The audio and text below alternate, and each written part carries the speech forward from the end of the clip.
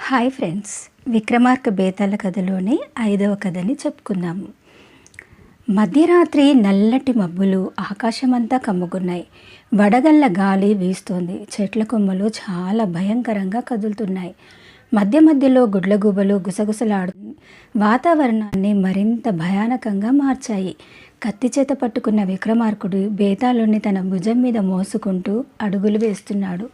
బేతాళుడు వింతగా నవ్వుతూ అన్నాడు, రాజా, నీ ధైర్యం నన్ను ఆశ్చర్యపరుస్తుంది. కానీ నీ పరీక్షలు ఇంకా మిగిలే ఉన్నాయి. ఇప్పుడు నేను ఒక మంచి కథ చెప్తాను, విను. చివర్లో ప్రశ్న అడుగుతాను. నీకు తెలిసి కూడా జవాబు చెప్పకపోతే నీ తల 1000 ముక్కలవుతుంది. జవాబు చెప్తే నేను మళ్ళీ చెట్టుపైకి ఎగిరిపోతాను అన్నాడు. పూర్వకాలంలో విరాటపురం అనే రాజ్యం ఉండేది. అక్కడ వీరసింహుడు అనే మహారాజు పాలించేవాడు. ధైర్యం, న్యాయం కోసం ఆయన చాలా పాటుపడేవాడు. ఆయనకు ఒక అందమైన సాహసవంతురాలైన కుమార్తె ఉండేది. పేరు చంద్రప్రభ.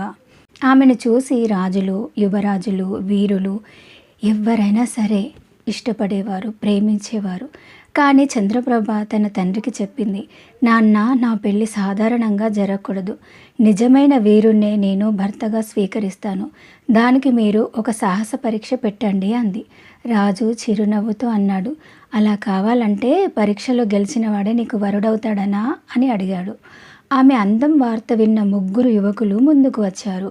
అరుణ్ అనే వ్యక్తి బలవంతుడు, యుద్ధంలో ఎవరికి భయపడని సైనికుడు. ఇక విభూషణుడు బాణసంచ మరియు విలువిద్యలో దిట్ట. కళ్ళకు కనిపించకముందే శత్రువులను జయించగల వీరుడు. మాధవన్ అత్యంత జ్ఞానవంతుడు, ధైర్యవంతుడు, అహంకారం లేనివాడు. రాజు ఒక కఠినమైనటువంటి పరీక్ష పెట్టాడు. అడవిలోని గుహలో ఒక భయంకరమైన రాక్షసి ఉంది. ఆమెను జయించి ఆమె దగ్గర ఉన్న ఒక పవిత్రమైన ఖడ్గాన్ని తీసుకువస్తే నా కుమార్తె చంద్రప్రభను మీరు పొందుతారు అని చెప్పాడు. 3 వీరులు బయలుదేరారు. అడవిలోని భయంకరమైన మార్గాలన్నింటినీ దాటుకుంటూ మెల్లిమెల్లిగా గుహ దగ్గరికి చేరుకున్నారు. అరుణ్ ముందుగా గుహలోకి దూసుకెళ్ళాడు. అతడు రాక్షసిపై కోపంతో దాడి చేశాడు. కానీ రాక్షసి అతన్ని తన శక్తితో గాల్లోకి విసిరేసింది. అతడు బయటికి వచ్చాడు. తిరిగి మళ్ళీ వెళ్ళి చాలా ప్రయత్నించాడు. గాయాలతో బయటికి వచ్చేశాడు. ఇక విభూషణుడి వంతు వచ్చింది. విభూషణుడు ఎంతగానో ప్రయత్నించాడు. తన విల్లు, బాణాలతో రాక్షసిని కొట్టాడు. బాణాలు ఆమె శరీరంలో గుచ్చుకున్నాయి, కానీ ఆమె చంపబడలేదు. ప్రతిగా రాక్షసి ఒక పెద్ద శిలను విసరగా అతను కూడా బయటికి పారిపోయాడు. ఇక చివరగా మాధవ ముందుకు వెళ్ళాడు. కానీ అతను కత్తి తీసుకోలేదు, విల్లు కూడా ఎత్తుకోలేదు. గుహలోకి నిశ్శబ్దంగా వెళ్ళి రాక్షసి ముందు నమస్కరించి పలికాడు, ఓ మహాశక్తివంతురాలా, నిన్ను శత్రువుగా కాదు, తల్లిగా చూస్తున్నాను. నీ దగ్గరున్న పవిత్ర ఖడ్గం ధర్మరక్షణ కోసం కావాలి. దయచేసి నాకివ్వు అని అడిగాడు. రాక్షసి అతని వినయం, ధైర్యం చూసి ఆశ్చర్యపోయింది.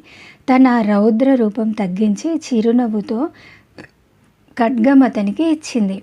ధైర్యం కేవలం కత్తి ఊపడం మాత్రమే కాదు. నిజమైన ధైర్యం హృదయశుద్ధి, జ్ఞానం, వినయంతో ఉంటుంది. నువ్వే నిజమైన వీరుడివి అని చెప్పింది.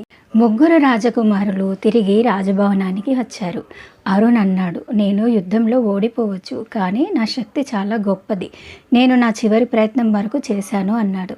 విభీషణుడు అన్నాడు, బాణాలు రాక్షసిని గాయపరిచాయి, కాబట్టి నేనే అర్హుడిని అన్నాడు. కానీ మాధవ్ మాత్రం మౌనంగా నిలబడ్డాడు. చంద్రప్రభ అన్నది, నిజమైన వీరుడు శత్రువును జయించేవాడు కాదు, భయాన్ని జయించేవాడు. మాధవ్ భయం లేకుండా రాక్షసిని ఎదుర్కొని వినయంతో విజయం సాధించాడు. కాబట్టి నా భర్త మాధవ్ మాత్రమే అని చెప్పింది. అది విని అక్కడున్న వాళ్ళందరూ కూడా చాలా సంతోషించారు. తర్వాత మాట నిలబెట్టుకోవడానికి అన్నట్టుగా మహారాజు తన కూతుర్ని మాధవ్కిచ్చి ఘనంగా వివాహం జరిపించాడు.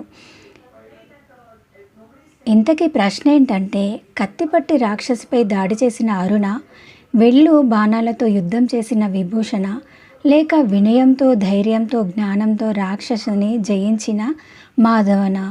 తెలిసి కూడా సమాధానం చెప్పకపోతే నీ తల 1000 మృక్కలవుతుంది అని చెప్పాడు. విక్రమార్కుడు ధైర్యంగా అన్నాడు, కత్తిపట్టి దాడి చేయడం శక్తి బాణాలతో పోరాడడం యుద్ధ విద్య, కానీ నిజమైన వీరత్వం శక్తిలో కాదు, జ్ఞానంలో ఉంటుంది. భయాన్ని జయించి శత్రువును శాంతింపచేసి ధర్మం కోసం గెలిచిన వాడే నిజమైన వీరుడు. అందువల్లే రాజకుమార్తె మాధవన్ని నిజమైన వీరుడు అనుంది. అలాగే తనని పెళ్లి చేసుకోవడానికి సిద్ధపడింది. ఆ మాట వినగానే ఒక్కసారిగా బేతాళుడు, నీ సమాధానం సరిగా ఉంది రాజా, నువ్వు నా మౌనం పాటించలేదు కనుక నేను మళ్ళీ చెట్టుపైకి వెళ్తున్నాను అని చెప్పాడు. నిజంగా చెప్పాలంటే వీరత్వం అనేది కత్తి ఊపడంలో కాదు, భయం లేకుండా నిలబడడం, జ్ఞానం ఉపయోగించడం, ధర్మం కోసం పోరాడడమే నిజమైన వీరత్వం. ఈ స్టోరీ కనుక మీకు నచ్చితే